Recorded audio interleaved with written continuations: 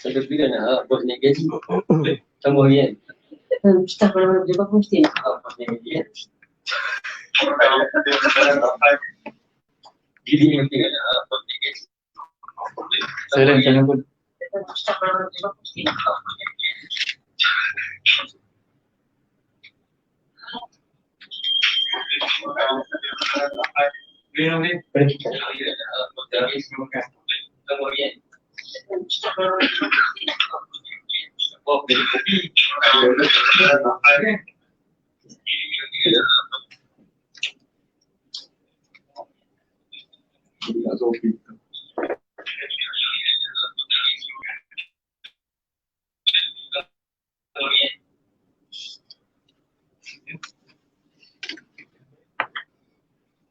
Salah. Baik.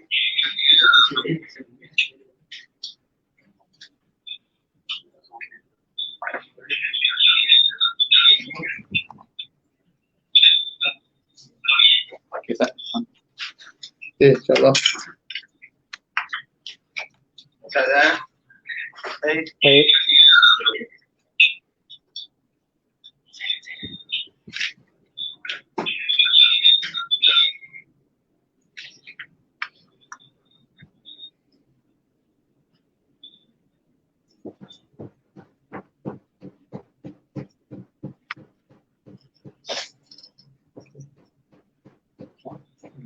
Okay, insyaAllah kita akan terus ya.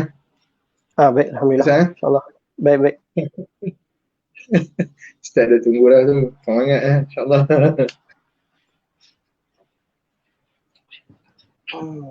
Bismillahirrahmanirrahim. Assalamualaikum warahmatullahi wabarakatuh. Alhamdulillahirabbil alamin bihi nasta'in. Salatu wassalamu ala Rasulillah wa ala alihi wa ashabihi wa min tabi'ahu wa wala. Amma ba'd. Alhamdulillah, syukur kita kepada Allah Subhanahu wa taala kerana dengan izinnya dapat sama-sama kita bertemu pada pagi ini di dalam alam maya lah. Kita kata Ustaz Noh. Jadi hari ini insya-Allah kita adakan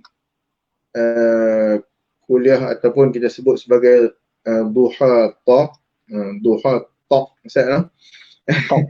Jadi kita bincang sikit berkaitan di waktu duha ni untuk kita ambil keberkatan waktu duha juga pada awal Zulhijjah ni. Jadi hari ni kita berada pada hari yang tiga dah Ustaz no? Tiga. Zulhijjah. Dan beberapa hari lagi kita akan menyambut Aidul Adha. Moga-moga Allah Subhanahu Wa Taala sampaikan kita lah pada hari raya Aidul Adha nanti insya-Allah.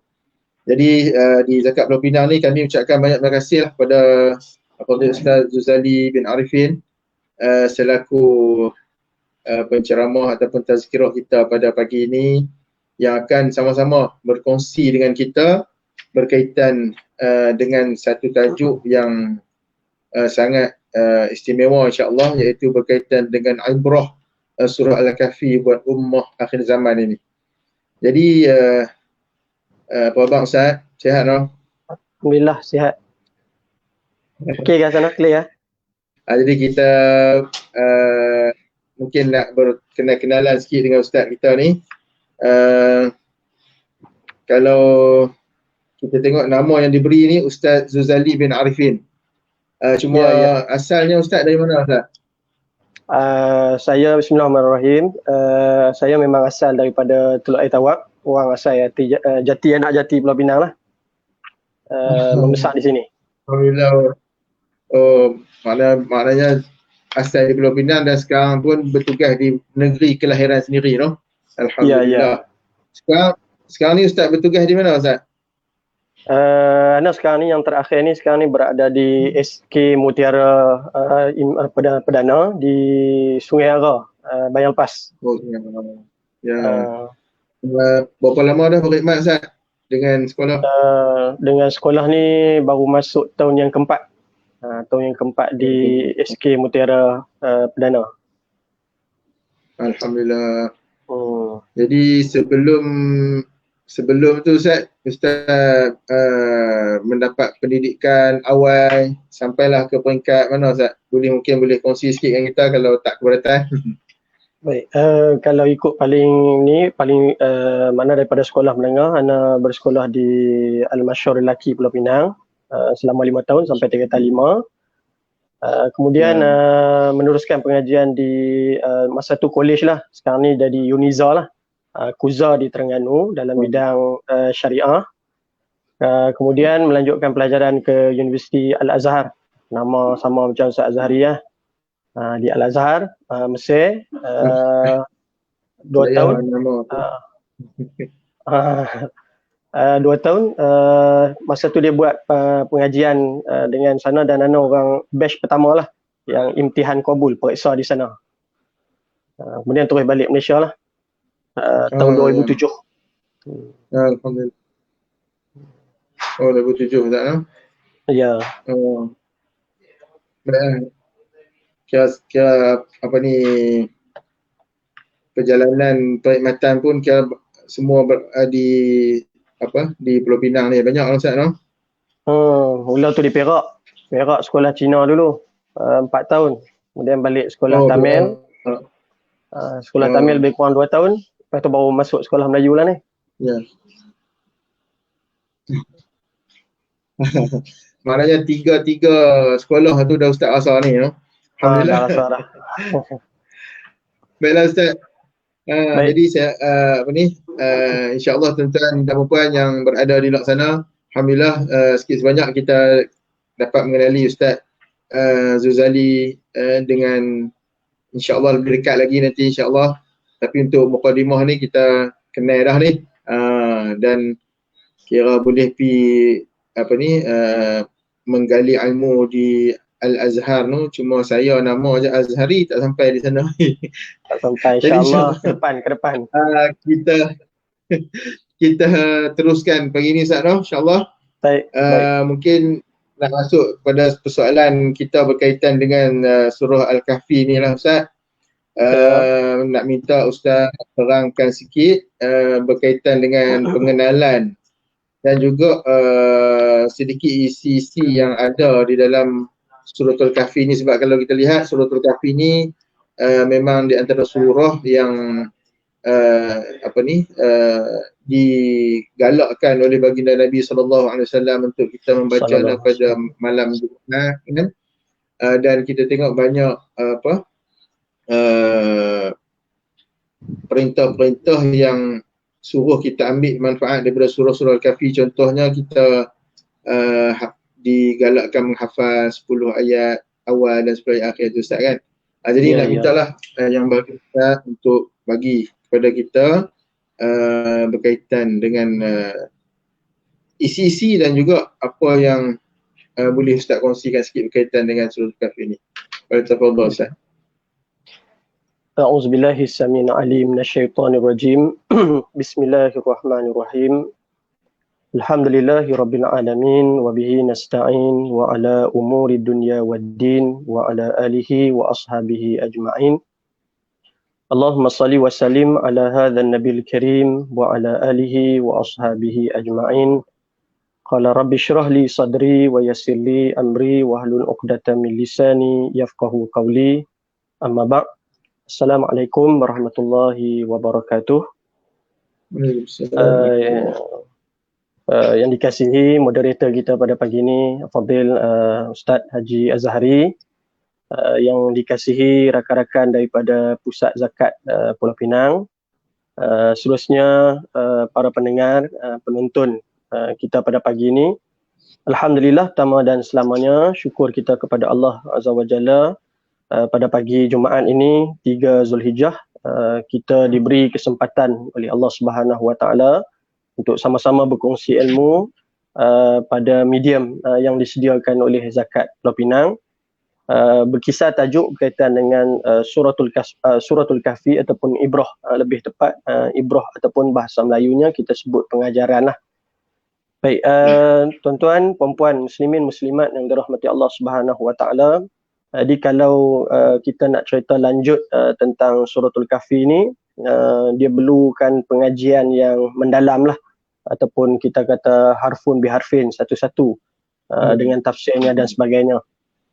Pagi ni tak sempurna rasanya kalau saya tidak menceritakan sebuah sikit latar belakang berkaitan dengan suratul Kahfi yang sangat istimewa sebenarnya kepada umat Muhammad sallallahu alaihi wasallam. Tuan-tuan puan-puan muslimin muslimat yang dirahmati Allah Subhanahu wa taala, sebenarnya suratul Kahfi ni dia dihimpit dengan dua surah yang juga istimewa, iaitu yang pertama surah sebelum itu iaitu surah Al-Isra. Surah Al-Isra ataupun surah Al-Isra ini juga dikenali dengan surah Bani Israel. Surah ini istimewa kerana sebagaimana kita tahu, surah ini menceritakan perjalanan bagaimana Nabi kita Muhammad sallallahu alaihi wasallam bertemu dengan Allah Jalla wa Ala di Sidratul Muntaha, iaitu surah yang ke-77. Kemudian surah yang ke-78 adalah suratul Kahfi itu sendiri. Kemudian selepas daripada surah Al-Kahfi ini adalah surah Maryam. Jadi surah Kahfi berada di antara dua surah itu. Dan adalah merupakan surah yang mempunyai 110 ayat. 110 ayat. Tuan-tuan yang dirahmati Allah Subhanahu wa taala dan Fadil Ustaz Azhari, suratul Kahfi termasuk dalam surah-surah Makkiyah, surah-surah yang diturunkan, kalau bahasa mudah ataupun ringkasnya pagi ni, surah yang diturunkan di Makkah Al-Mukarramah, ataupun satu lagi yang dipanggil dengan nama surah Madaniyah. Dan surah ini sebagaimana kita tahu dalam Quran, surah-surah bermula dengan ayat yang berbagai. Suratul Kahfi, Allah Subhanahu wa taala mulakan suratul Kahfi ini dengan kalimah alhamdulillahillazi anzala ala abdihil kitab wa lam yaj'al lahu iwaja. Satu-satunya antara surah yang diturunkan dengan awalan ayatnya adalah daripada kalimah alhamdulillah. Dan selain daripada suratul Kahfi ada 4 surah yang lain yang diturunkan dengan bermula dengan alhamdulillah. Salah satunya yang hari-hari kita buat solat 5 waktu kita, Ustaz, iaitu surah Al-Fatihah itu sendiri, suratul An'am, surah Saba dan juga surah Fatir. Itu berkaitan dengan muqaddimah berkaitan dengan suratul Kahfi dari segi kedudukan. Sebelum saya masuk sikit berkaitan dengan apa yang disebut oleh Fadil Ustaz Azhari tadi, suka untuk saya baca asbabun nuzul sebagai pengenalan kepada nama apa suratul Kahfi ini. Nanti barulah kita tengok isi-isi dia. Suratul Kahfi adalah surah yang sebenarnya sangat memberi ujian yang besar kepada Nabi kita Muhammad sallallahu alaihi wasallam, kerana surah ini tertangguh daripada turun kepada Nabi kita hampir selama 15 hari. Ini mengikut riwayat yang disebut oleh Ibnu Katsir rahimallahu taala, bagaimana peristiwa yang berlaku kepada Nabi kita Muhammad sallallahu alaihi wasallam. Nabi didatangi oleh sekumpulan ataupun sekelompok pembesar Quraisy. Mereka mendatangi Nabi, bertanyakan Nabi tentang 3 soalan. Jadi sebelum daripada mereka bertanya Nabi 3 soalan itu, mereka, iaitu disebut dalam riwayat, seorang bernama Uqbah dan seorang lagi bernama An-Nadar. Mereka ni adalah pemimpin-pemimpin Quraisy yang sangat membenci Nabi SAW, dan mereka sentiasa mencari sebab untuk menghalang dakwah Nabi SAW. Maka apabila dakwah Nabi ini semakin berkembang, semakin diterima oleh Jazirah Arab, maka mereka merancang untuk mencari muslihat, bagaimana menafikan kerasulan Rasulullah SAW. Jadi mereka berdua pergi berjumpa dengan beberapa orang pendeta Yahudi yang ketika itu berada di Madinah. So dalam kedudukan ni Nabi masih lagi ada di Makkah Al-Mukarramah. Jadi mereka berjumpa dengan pendeta Yahudi. Mereka tanya, boleh tak kami tahu ataupun boleh kami tahu bagaimana adakah Muhammad ini seorang Nabi, Rasul yang betul, ataupun dia hanya tipu, bukan seorang Nabi, bukan seorang Rasul. Maka pendeta Yahudi yang berada di Madinah itu, Ustaz, dia suruh balik nanti Utbah dengan An-Nadar ni balik ke Mekah, tanya kepada Nabi kita 3 soalan. yang nanti insya-Allah saya akan cerita secara mendalam. Iaitu yang pertama, tanya Muhammad tentang pemuda-pemuda yang tidur di dalam gua. Itu soalan yang pertama yang ditanya kepada Nabi. Soalan yang kedua ditanya kepada Nabi ialah siapakah pemimpin ataupun raja yang menguasai timur dan barat. Ataupun dalam bahasa lain mereka sebut perjalanan dia daripada timur sampai ke barat. Minal masyriq ila maghrib. Yang ketiganya ialah tanya kepada Muhammad tentang roh. Tentang roh.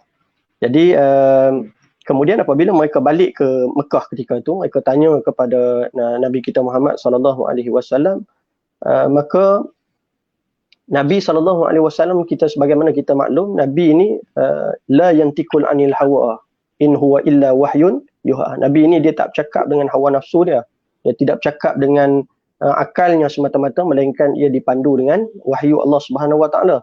Jadi bila mereka bertanya 3 soalan tadi, sudah pastilah Nabi kita tidak dapat menjawab melainkan ilmu itu datang daripada Allah Subhanahu Wa Taala. Jadi ringkas cerita dia Ustaz. Jadi Nabi kita tak dapat jawab 3 soalan tadi. Jadi Nabi menyebut kepada pembesar-pembesar Quraisy tadi, Nabi kata ghadan akhbirukum, ataupun dalam bahasa Melayunya, esok aku akan bagi tahu jawapan 3 ni kepada kamu.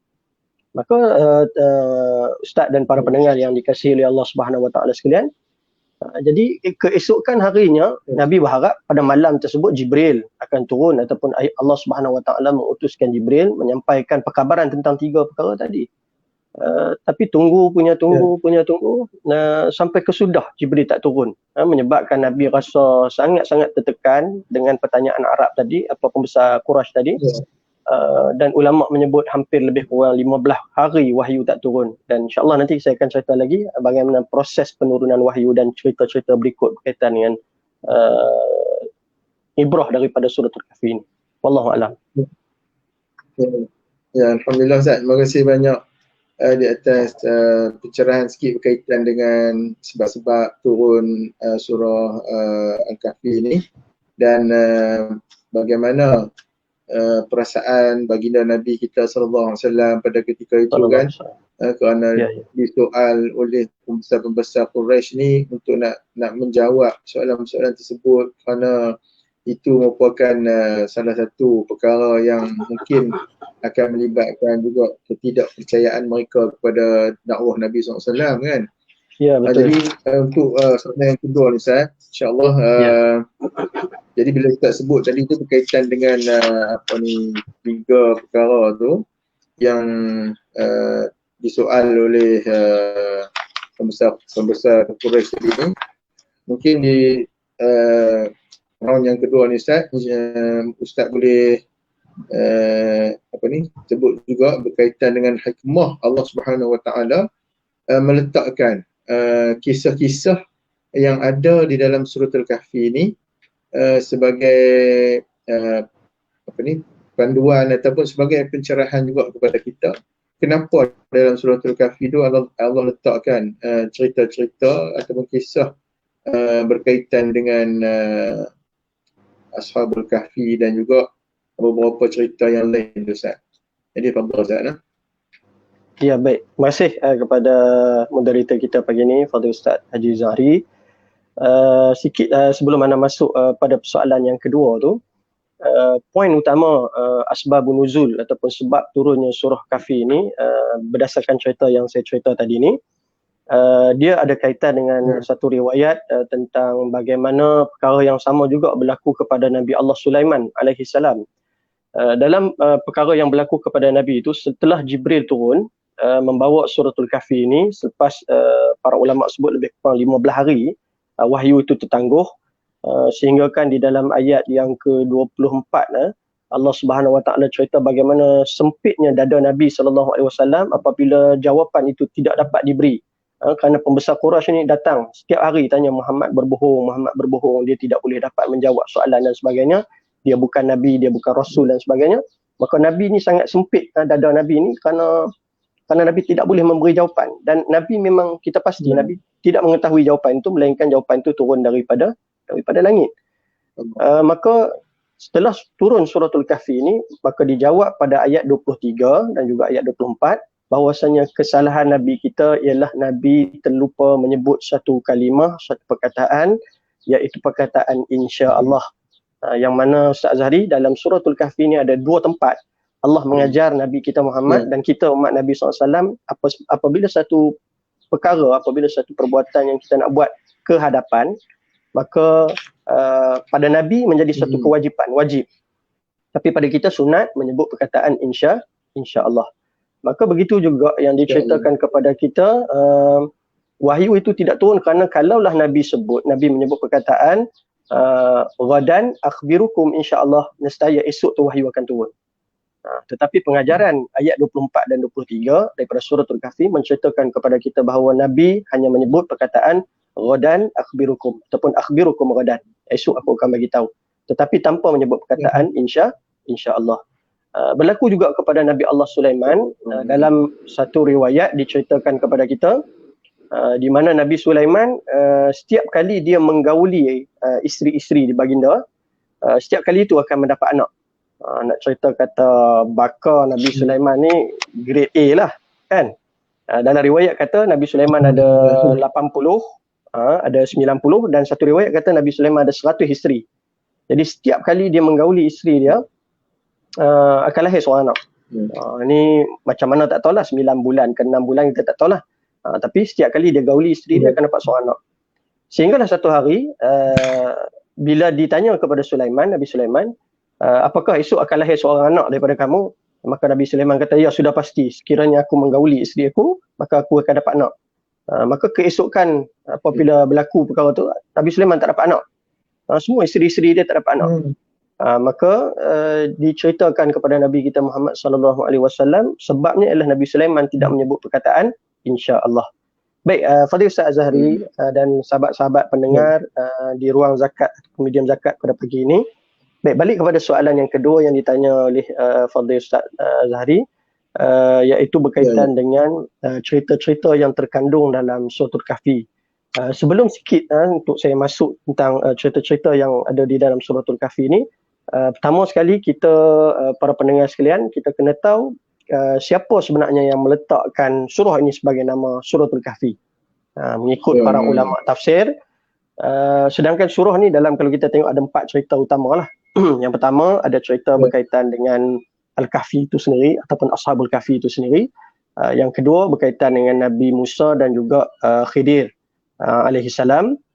Yang ketiga berkaitan dengan cerita Zulkarnain. Yang keempat ialah berkaitan dengan kisah 2 orang lelaki yang ada kebun, seorang beriman, seorang tak beriman. Okey, kalau kita tengok 4 cerita besar ni yang ada dalam suratul Kahfi ni, kenapa Allah tidak menamakan surah ni dengan nama Khidir misalnya? Ataupun Allah tidak menamakan surah ini dengan nama Zulkarnain misalnya?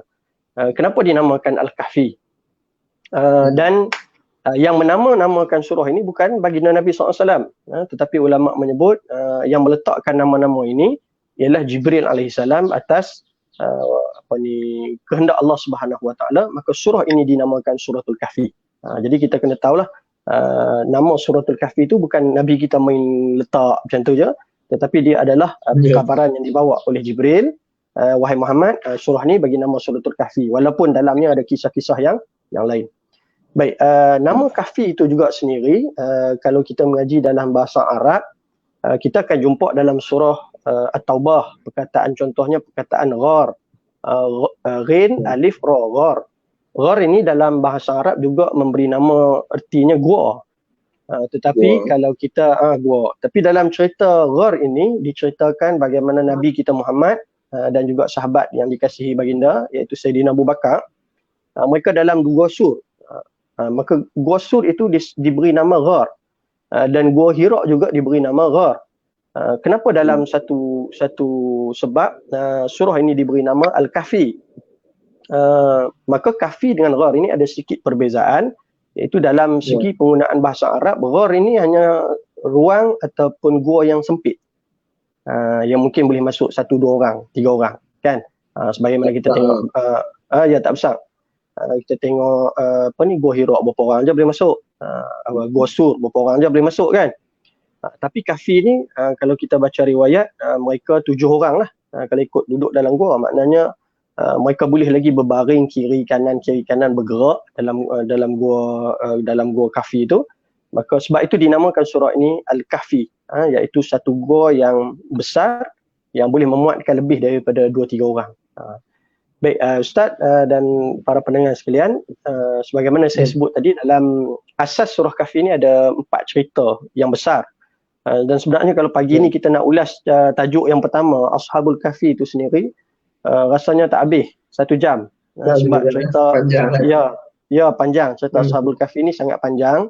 Daripada perjalanan awal mereka sampai mereka bertemu, dalam riwayat kata bertemu dengan gembala kambing, kemudian bersama gembala kambing tadi ada anjing, kemudian cerita bilangan mereka, kemudian cerita pasal anjing pun ada disebut dalam Quran, kemudian bagaimana mereka tidur, mata mereka terbuka, badan mereka berubah selama 309 tahun. Kemudian bagaimana mereka berjumpa dengan raja selepas itu daripada zaman sebelum Islam berkembang sampai Islam berkembang. Kemudian cerita yang keduanya ialah berkaitan dengan perjalanan Nabi Allah Musa AS dengan Nabi Khidir. Bila mana ditanya oleh Bani Israel, wahai Musa, kamu Nabi kami, kamu Rasul kami, setahu kami kamulah yang paling alim, paling tahu tentang ilmu dan sebagainya. Maka Nabi Musa pun menjawab, ya memang aku yang paling tahu, aku paling alim, dan kalau kamu nak tahu apa-apa boleh tanya kepada aku. Rupanya perkabaran Nabi Musa macam itu menyebabkan Allah Subhanahu Wa Taala turun wahyu, wahai Musa, kamu bukan paling alim, kamu bukan paling tahu, ada hamba Allah lain yang tidak ada gelaran seperti kamu tetapi dia lebih alim. Maka sikap tawaduk Nabi Musa itu, dia tak kata aku paling alim, tak. Tapi bila Tuhan kata macam tu, Nabi Musa berjalan beratus-ratus kilometer mencari hamba Allah itu dan akhirnya bertemu dengan Nabi Khidir. Itu pun cerita panjang. Nanti kalau kita nak masuk satu-satu memang kalau sempat kita cerita nanti. Kemudian nanti. Itulah kalau sejam ni memang tak sempat. Kemudian penciptaan ketiga yang ada dalam surah Kahfi ialah berkaitan dengan mana Allah Ta'ala gambarkan tentang 2 orang yang beriman, seorang beriman, seorang tak beriman. Dua-dua Allah Ta'ala bagi kebun, dan kemudian Allah Ta'ala binasakan kebun itu, menyebabkan orang yang kufur ini dia terus kufur.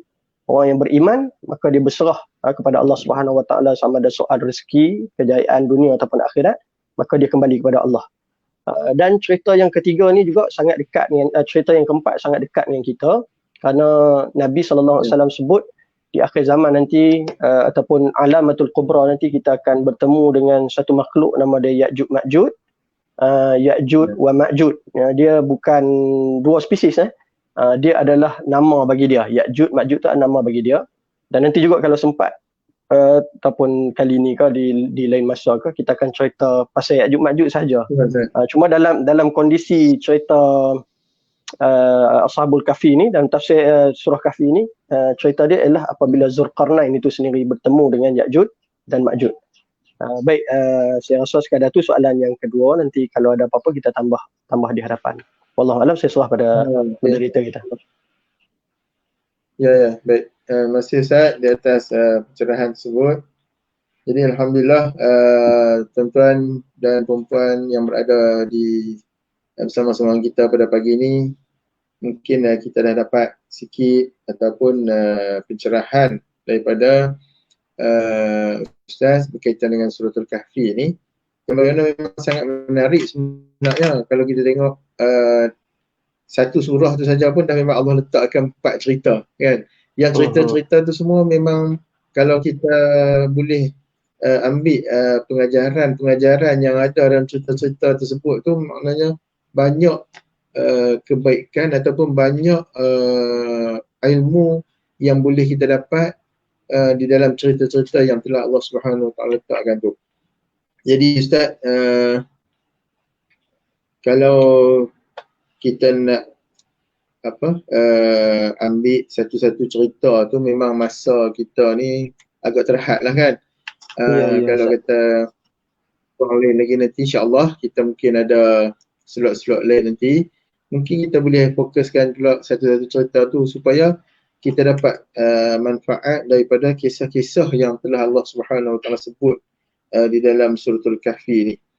Jadi Ustaz, insya-Allah kita teruskan lagi perjalanan kita pagi ini dengan soalan yang seterusnya ni berkaitan dengan hubungan ataupun kaitan di antara suratul kahfi ni Ustaz, untuk kita nak kaitkan dengan keadaan kita sekarang ni yang mana berlaku banyak fitnah di akhir zaman ni Ustaz. Mungkin Ustaz boleh kaitkan apa yang disebut oleh Allah Subhanahu Wa Taala dalam suratul kahfi ni dengan fitnah-fitnah yang kita sedang lalui di akhir zaman ini. Sebab kita ni dah duduk dalam akhir zaman dah Ustaz kan. Jadi hidup kita ni pula banyak fitnah yang berlaku, dan kalau kita tengok Allah hantar ujian COVID-19 pada kita ni pun satu rahmat juga, kerana kita boleh tahu ramai di kalangan manusia hari ni yang suka melakukan fitnah ni. Kita tengok berita-berita palsu dan sebagainya sering utarakan di dalam medium-medium sosial kita kan, yang dan itu pun menjadi topik perbincangan juga di kalangan pemerintah kita. Jadi mungkin Ustaz boleh kongsikan kita juga berkaitan dengan hubungan suratul kahfi ni dengan fitnah yang berlaku. Ustaz, fadhal. Baik. Terima kasih kepada Fadil Ustaz Haji Azhari, sahabat-sahabat pendengar, penonton kita pada pagi ini. Kaitan suratul kahfi ni dengan peristiwa akhir zaman sangatlah saya boleh sebut memang betul lah apa yang Nabi sebut. Surah ni memang sesuai dengan kita umat Nabi di akhir zaman ni. Yang pertama saya nak sebut kepada tuan-tuan sekalian, perempuan sekalian, pertama kita tengok basic suratul kahfi itu sendiri. Daripada permulaan suratul kahfi, Allah Subhanahu Wa Taala sebut dalam ayat yang saya baca pada mukadimah tadi, iaitu alhamdulillahilladzi anzala ala abdihil kitab wa lam yaj'al lahu iwaja. Kita boleh kategorikan ayat pertama ini sebagai ayat akidah. Ayat akidah yang betapa pentingnya persoalan berkaitan dengan akidah ni, terutamanya kita yang berada di akhir zaman, berada di zaman fitnah ini. Dan penutup daripada surah ini juga adalah ayat yang kita lihat daripada ayat surah kahfi ini juga, ialah penutupnya juga adalah berkaitan dengan ayat akidah, iaitu di mana faman kana yarju liqa rabbih falyamal amalan salihan wala yusyrik bi ibadati rabbih ahada. Iaitu syarat untuk masuk ke dalam syurga tu ialah tidak boleh mensyirikkan Allah. So pembukaan dan penutup surah kahfi ini dia sangat berkait dengan soal akidah. Yang mana kalau soalan yang disebut ataupun disebut tadi oleh Fadil Ustaz Azhari, apabila kita diuji dengan COVID-19 ni, dia sebenarnya adalah satu ujian yang sangat besar, betapa pergantungan kita ni dengan Allah Subhanahu Wa Taala. Kita tak boleh nak berhubung dengan keluarga, kita tak boleh nak berhubung dengan rakan-rakan, ada yang berlaku kesempitan kewangan dan sebagainya. Semua tu ialah Allah Subhanahu Wa Taala mungkin nak bagi tahu kepada kita, isyarat kepada kita dah betul-betul ada di selekoh akhir zaman, dan perlunya pergantungan kita membulat kepada Allah Subhanahu Wa Taala. Untuk mukadimah suratul kahfi. Kalau kita masuk dalam part berkaitan dengan Ashabul Kahfi itu sendiri, cerita utama Ashabul Kahfi ialah nak menceritakan kepada kita segala sesuatu itu tidak mustahil berlaku.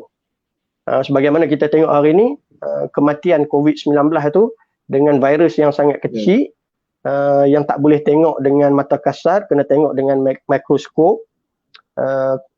Kerajaan yang hebat macam Amerika Syarikat, kerajaan-kerajaan besar seperti China, Perancis, Rusia, dan banyak negara-negara lain yang kita tahu mereka ada pakar-pakar yang hebat-hebat dari segi saintis, mereka tidak dapat mencari ubat vaksin kepada penyakit ini. Jadi penceritaan tentang Ashabul Kahfi ini ialah satu benda yang tak masuk akal. Contoh ialah mereka yang tidur di dalam gua selama hampir 309 tahun. Mereka hanya tidur, kemudian selepas mereka bangun tanpa makan, tanpa minum, maka boleh hidup. Maka ini persoalan ialah luar daripada kotak pemikiran manusia. Benda-benda yang berlaku itu luar biasa, kan? Kemudian kalau kita masuk kepada cerita yang kedua berkaitan dengan cerita Nabi Allah Musa alaihissalam bertemu dengan Nabi Khidir. Walaupun Khidir ini pendapat majoriti ulama, Nabi Khidir ini dia bukan seorang nabi, dia bukan seorang rasul, tetapi dia ialah abdun soleh, seorang hamba Allah yang soleh. Tetapi oleh kerana nama beliau disebut di dalam, nama baginda disebut di dalam Quran, nak menceritakan kepada kita selain daripada nabi-nabi dan rasul, ada hamba-hamba Allah yang tak ternama, tak terkenal, tak disebut oleh ahli dunia, tetapi dia terkenal oleh ahli langit dan juga ahli akhirat, yang nama dia Khidir, yang Allah suruh Nabi Musa pergi menuntut ilmu. Dan kita baca dalam cerita Nabi Musa dengan Nabi Khidir ini, maka tersingkap bahawasanya ada ilmu yang tidak ada pada seorang nabi dan ada kepada seorang hamba yang soleh. Dan ilmu-ilmu itu disebut dalam Al-Quran sebagai ilmu laduni, ataupun bahasa kita hari ini kita panggil ilmu tasawuf, di mana ilmu ini dia tak dapat ditimbang dengan mata kasar, tak dapat dilihat dengan hanya melihat di hadapan mata, tetapi perlu penelitian, perlu pemikiran, perlu ilmu yang mendalam. Macam mana kita tengok peringkat awal, Nabi Musa kata kepada Nabi Khidir, satajiduni insya-Allah, kamu akan dapati wahai Khidir, aku menjadi seorang yang sabar mengikut kamu dalam menuntut ilmu. Tapi Nabi Khidir kata apa? Nabi Khidir kata, Ustaz, dia kata, kamu tak boleh sabar wahai Musa, sebab ilmu yang aku nak bagi ni bukan ilmu yang kamu duk mengaji itu, bukan ilmu yang kamu ada dalam Taurat, tapi ilmu yang lain pada itu. Maka itu juga menunjukkan kita kepada benda-benda yang luar biasa. Benda-benda yang luar biasa. Contoh kita tengok bagaimana Nabi Khidir menebuk perahu yang mereka berada di dalamnya, iaitu Nabi Musa dan Nabi Khidir. Bagaimana dia meruntuhkan tembok, bagaimana yang lebih besar lagi sebenarnya, bagaimana dia membunuh seorang ghulam, seorang pemuda. Dan perbuatan tu sama sekali bercanggah dengan hukum yang dipelajari oleh Nabi Musa. Tetapi itu sebab tu saya kata kepada tuan-tuan sidang pendengar, banyak cerita dalam Suratul Kahfi ni benda yang tak terjangkau dengan akal dan fikiran kita. Oleh kerana tu mungkin Nabi kita sangat suruh kita jadikan Suratul Kahfi ni sebagai amalan, sebagaimana di peringkat awal tadi Ustaz Azhari ada sebut, iaitu menjadi rutin amalan pada kita, sama ada dibaca hari Khamis malam Jumaat ataupun dibaca pada pagi ni. Waktu duha ni kita baca segini selepas habis kuliah kita ni, baca sampailah masuk waktu Jumaat nanti. Kemudian cerita ketiga juga adalah berkaitan dengan benda yang luar biasa. Bagaimana Allah Ta'ala boleh memberi rezeki, Allah juga berhak menarik rezeki. Walaupun pada akalnya kedudukan tanah tersebut, kedudukannya yang berhampiran dengan sungai, pada akalnya sepatutnya tanah itu tidak akan mati. Dia akan sentiasa hidup sampai bila-bila. Sebab kedudukan kebun tu ialah berada pada kelilingnya sungai yang subur tanahnya. Tapi oleh kerana rezeki itu adalah daripada Allah, maka Allah boleh bagi hidup, Allah boleh bagi mati. Sebagaimana kita rasa dalam COVID-19 ni, kita ada, saya pun ramai kawan-kawan saya yang dibuang kerja Ustaz, kerana faktor sekarang ni. Ada yang sebahagiannya yang nampak macam dah putus asa, dah hidup dengan gaji 10,000, 11,000 Ustaz, kemudian diberhentikan kerja secara mengejut, nak kena mula hidup baru. Jadi benda-benda ni jadi terpaksa. Kalau kata kekuatan akidah tu tak ada, kekuatan yang ada dalam Suratul Kahfi ni tak ada, boleh jadi terpesong kita punya akidah tu kan. Sebab ada sebahagian yang mai cerita sampai nak pergi gereja, nak minta sumbangan dan sebagainya, tak ada sangat duit dan sebagainya. Ini benda-benda yang sangat bahaya kalau pegangan akidah kita tak kuat. Dan yang keempat Ustaz, juga cerita tentang perkara yang luar biasa yang berlaku dalam Suratul Kahfi ini, yang berkaitannya dengan akhir zaman, ialah bagaimana Allah menceritakan kepada kita dalam surah Kahfi ini tentang satu orang raja di akhir zaman, bagaimana dia menggunakan sumber ekonomi yang dia ada untuk membantu rakyat yang dalam kesusahan. Macam mana kita tengok dalam COVID-19 ni, maka Zulkarnain itu dia guna kekuasaan dia, kekayaan dia, kehebatan dia untuk bantu satu kaum yang diuji dengan kedatangan Ya'juj dan Ma'juj. Dan Zulkarnain itu sendiri, kalau kita nak buat cerita, satu kuliah memang tak habis. Sebab Zulkarnain itu namanya sahaja dibahas oleh para ulama. Kenapa nama dia Zulkarnain? Ada satu pendapat yang mengatakan Zulkarnain itu siapa dinamakan Zulkarnain, diambil daripada Qarnain, iaitu tanduk. Dua tanduk kan, orang dulu-dulu kalau perang dia pakai topi besi, kemudian dia ada tanduk dua kan. Maka tu dipanggil, kalau bahasa Arab Qarnun tu tanduk. Dia pakai Qarnain ni, dua tanduk tu. Sebab tu nama dia Zulkarnain. Tanduk. Tanduk tu. Yang kedua, ulama kata nama dia Zulkarnain sebab dia menguasai kerajaan timur dan dia menguasai kerajaan barat. Dia ada dua kerajaan. Kerajaan dia daripada timur ke barat, sebab tu nama dia Zulkarnain. Jadi cerita Zulkarnain ni pun banyak benda-benda yang tak masuk akal. Contoh cerita yang tak masuk akal dalam Zulkarnain ni, bagaimana dia membina tembok. Yang mana kita baca cerita tentang tembok dia dibina daripada tembaga yang dicairkan.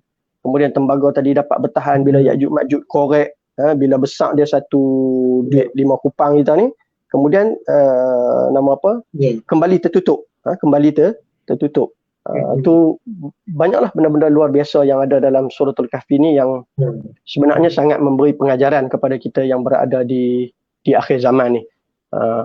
Khususnya berkaitan dengan soal akidah dan juga perkara-perkara yang tak masuk akal tapi akhirnya terpaksa bersandar dengan kehebatan Allah Jalla wa'ala. Wallahu a'lam. Ya Ustaz, macam Ustaz sebut tadi lah berkaitan dengan apa yang Allah SWT uji kita ni dengan COVID-19 dan bagaimana kita tengok sahabat-sahabat kita, rakan-rakan kita yang banyak terjejah daripada pendapatan yang tinggi tiba-tiba langsung tak ada pendapatan Ustaz kan. Lepas tu bagaimana peniaga-peniaga di awal COVID-19 itu yang terpaksa bungkus perniagaan mereka ni pasal tak boleh nak berniaga. Lepas ni pun kalau kita tengok geng-geng pasar malam ni masih lagi tak boleh nak berniaga. Begitu juga yang bekerja dengan orang yang tak dapat sumber dah. Jadi itu pun di antara perkara yang kita nampak bagaimana Allah SWT nak ajak kita tu kan. Sebab tu di awal COVID-19 tu Ustaz, untuk makluman Ustaz dan juga penonton pilihan jugalah, bagaimana kita di Zakat Pulau Pinang ni antara perkara yang kita bantu ketika mana COVID-19 ni bermula, antaranya kita lihat kepada peniaga-peniaga pasar malam ni yang terputus bekalan pendapatan sumber dan juga pekerja-pekerja yang terpaksa berhenti kerja, yang pendapatan harian, yang guru-guru agama juga dengan sekolah-sekolah tahfiz kita yang terpaksa ditutup kan. Yang tu yang di antara Zakat Pulau Pinang telah pun ambil kesempatan tu jugalah untuk membantu di musim COVID-19 tu dengan peruntukan yang kita dah salurkan sebanyak 13 juta Ustaz. Kita dah bantu untuk warga Pulau Pinang lah khususnya. Dan sebenarnya itulah di antara kekuatan sedikit yang kita ada, di mana apabila pembayar zakat yang membayar zakat di Pulau Pinang ni, di Zakat Pulau Pinang ni, dan itulah penghargaan yang saya sebut di sini. Terima kasih banyak kepada pembayar zakat kerana dengan terbayarnya zakat tuan-tuan dan puan di Zakat Pulau Pinang ni, alhamdulillah kita dapat membantu asnaf-asnaf ataupun golongan-golongan yang layak untuk kita bantu, terutamanya pada musim COVID-19 itulah Ustaz. Jadi alhamdulillah. Tapi pun begitu mungkin ada lagi kelemahan-kelemahan yang boleh kita perbaiki di masa akan datang ni, supaya masih ramai lagi pembayar-pembayar zakat yang berada di luar sana yang masih lagi mungkin ada yang bayar secara persendirian ataupun bayar sendiri. Manakala lah tuan-tuan ataupun ahli-ahli korporat yang berada di luar sana tu yang membayar zakat di Zakat Pulau Pinang ni, Mana kita bersyukur kerana kita boleh agihkan kepada semua asnaf tu Ustaz, kan? Secara Sebab menyeluruh. kalau kita pergi bagi sendiri ni mungkin kita, mana mungkin kita dapat asnaf fakir atau miskin saja. Tapi bila kita bagi kepada asnaf ni, Alhamdulillah, pertama 88. sekali kita ikut sunnah lah Ustaz, kan? Jadi sunnah yang Nabi ajak kepada kita ni bagi kepada amil, kan? Jadi agihan itu pula menyeluruh dan dapat dirasai oleh semua golongan asnaf tu. Jadi insya-Allah lah, mudah-mudahan ada lagi di kalangan warga-warga Pulau Pinang lah khususnya yang mungkin sebelum ni dia bagi secara persendirian, boleh bagilah kepada ataupun lunaskanlah dengan zakat Pulau Pinang supaya kita dapat jadikan hubungan dan juga kekuatan tu untuk kita dapat memartabatkan umat Islam pada hari ini dan masa akan datang, insya-Allah. Jadi Alhamdulillah Ustaz, kita pun masa yang ada pada kita lagi lebih kurang 10 minit Ustaz. Amboi cepat semua masa, kan. Kira yang mana Ustaz pagi-pagi ni banyak lebih kepada pengenalan ataupun mukadimah aja. Jadi banyak benda lagi yang kita nak gali dengan Suratul Kahfi ni, insya-Allah. Jadi untuk seterusnya ni Ustaz,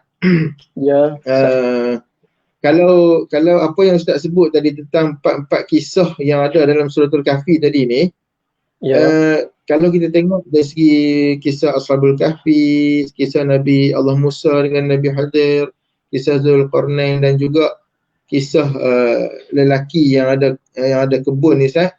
Antara 4 kisah ni Ustaz, kisah mana ke Ustaz yang paling kita rasa dekat dengan ummah yang hidup di akhir zaman ni untuk kita ambil lah, walaupun 4 tu sebenarnya memang ada berkaitan, tapi yang mana kisah yang paling kita yang paling rasa dekat di hati kita di umat akhir zaman ni untuk kita nak ambil sebagai panduan untuk kita nak jadikan pedoman ni, dan juga pasal apa, kenapa kita nak ambil kisah tu Ustaz. Yang ni nak minta Ustaz bagi sikit lagi perkongsian sama dengan kita. Fadhal Ustaz. Baik, terima kasih kepada Fadhil Ustaz Azhari di atas persoalan tadi ni.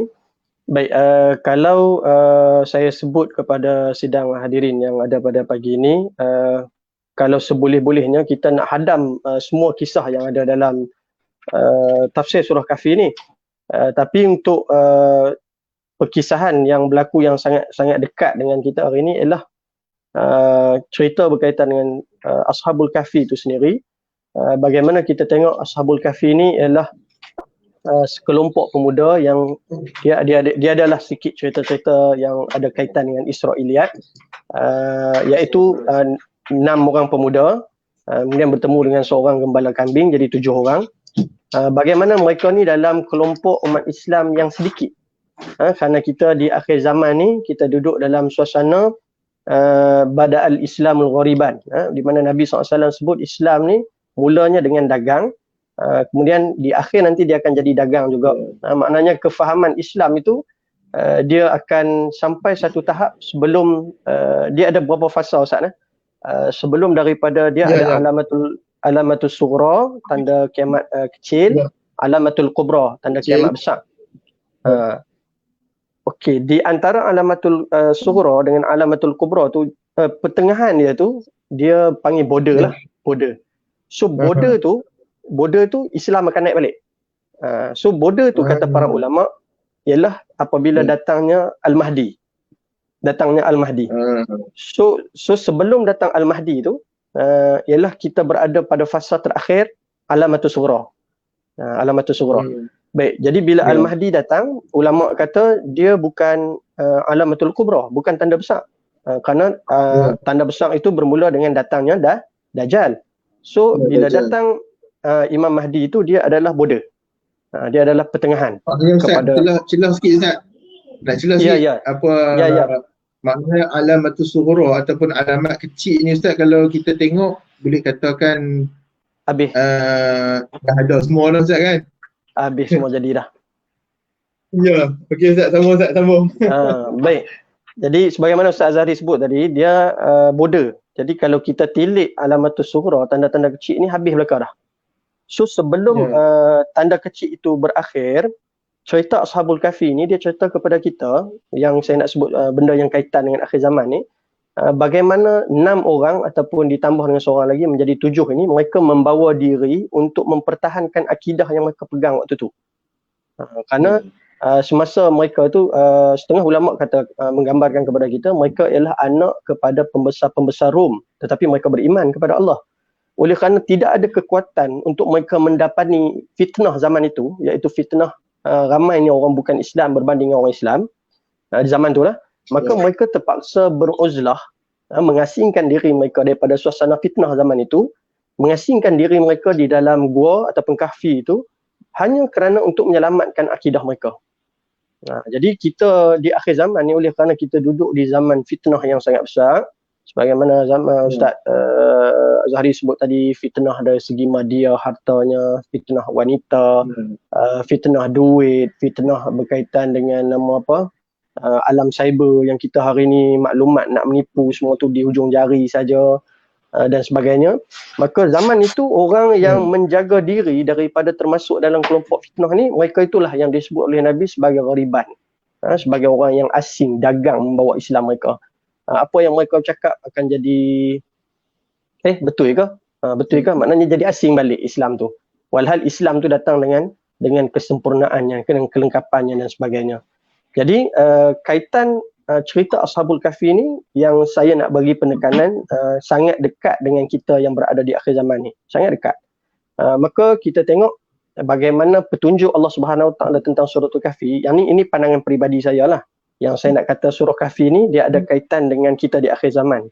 Pada pandangan saya, cerita dia sangat sama dengan kita hari ni.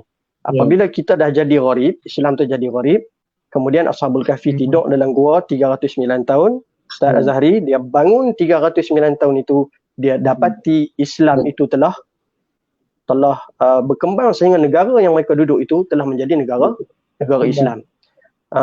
So jadi macam kisah kita hari ni, kalau Islam di hujung ni gharib, maknanya zaman Al-Mahdi itu sangat dekat dengan kita, sebab Islam akan bangkit hanya di zaman Al-Mahdi. Hanya di zaman Al-Mahdi di penghujung ni. Jadi kemudian Islam akan naik, kemudian barulah Dajjal datang pula. Nabi Isa turun. Jadi maknanya kalau kita baca cerita Ashabul Kahfi ni, dalam surah Kahfi ni, dengan suasana kita hari ni, seolah-olah petunjuknya sangat dekat dengan akhir zaman. Wallahu a'lam. Serah balik kepada Ustaz. Ya, dekat Ustaz tu. Itu yang kita pun maknanya kena ada persiapan untuk kita nak hadapi ataupun saham-saham yang kita nak kena ada untuk kita nak bawa balik ke kampung sana, Ustaz kan? Ya,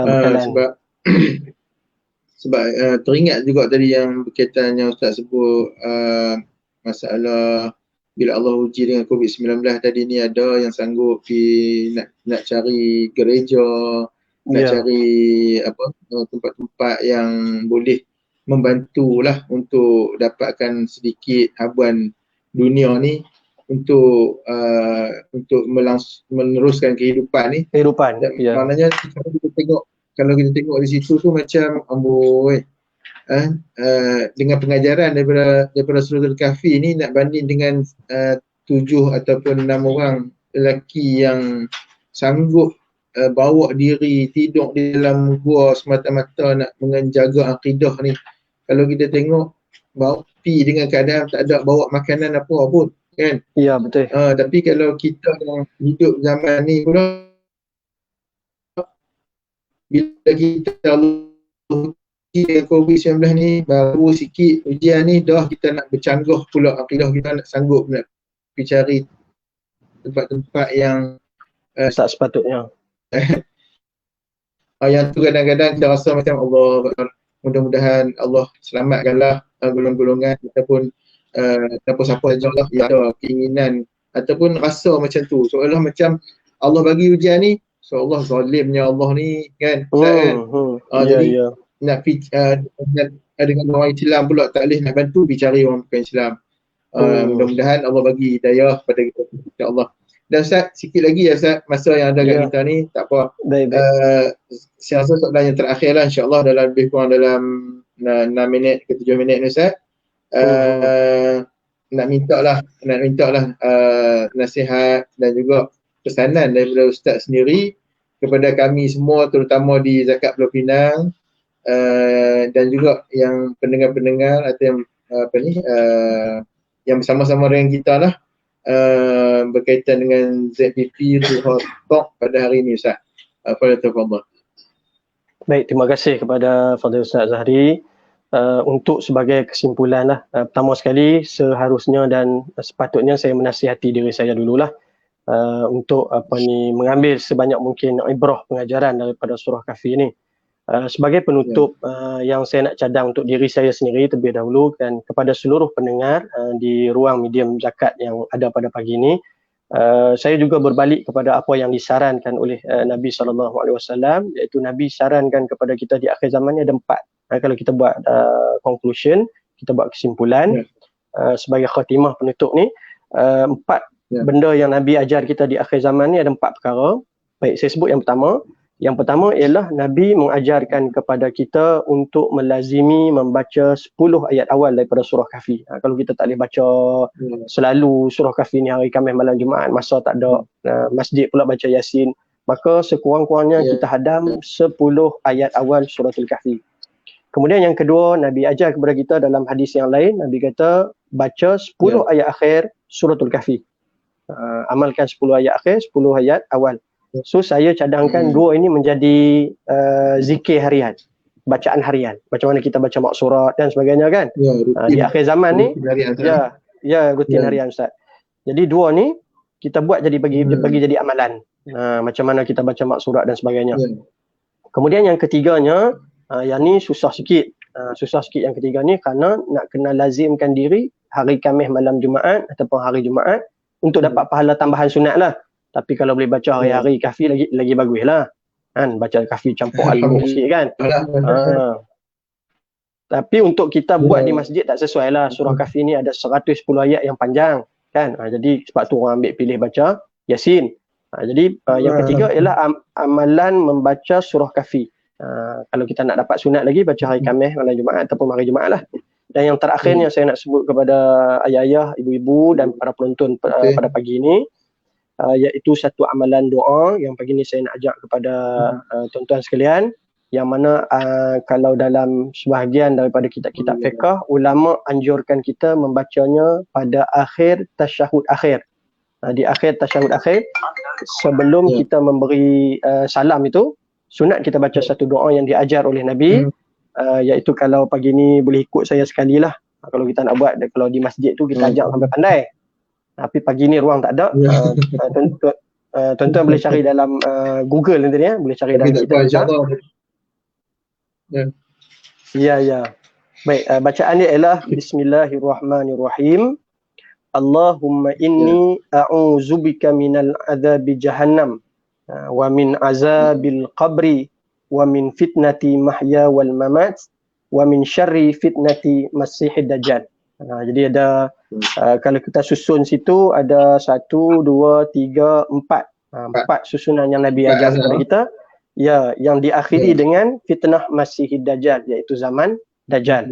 Dan juga zaman al-masih nanti yang akan turun kali kedua. Jadi Fadil Ustaz Az-Zahri, saya ingat sekadar tu perkongsian saya dengan Ustaz dan juga rakan-rakan yang bersama kita dalam medium zakat pada pagi ini, booth zakat pada pagi ini. Jadi mudah-mudahan saya minta ampun, minta maaf kalau sebarang kekurangan sepanjang lebih kurang sejam lah Ustaz noh. Lebih kurang sejam kita bersama ni. Dan kalau ada masa lagi kita jumpa lagi insya-Allah. Wallahu a'lam.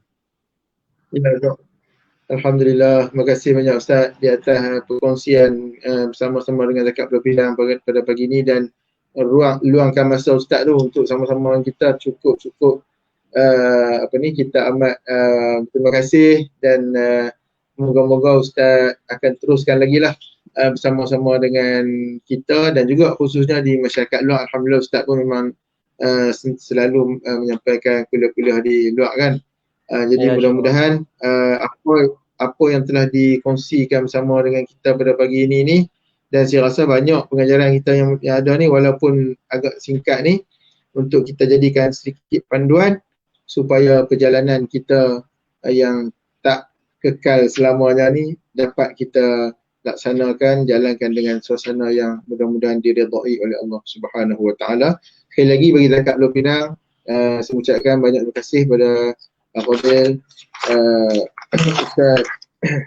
Ustaz Zali bin Arifin di atas perkongsian sama-sama dengan kita. Mudah-mudahan dipertemukan kita lagi di lain waktu, insya-Allah. Saya akhiri dulu pertemuan kita Ustaz dengan wabillahi taufiq wal hidayah. Wassalamualaikum warahmatullahi wabarakatuh. Waalaikumsalam warahmatullahi wabarakatuh.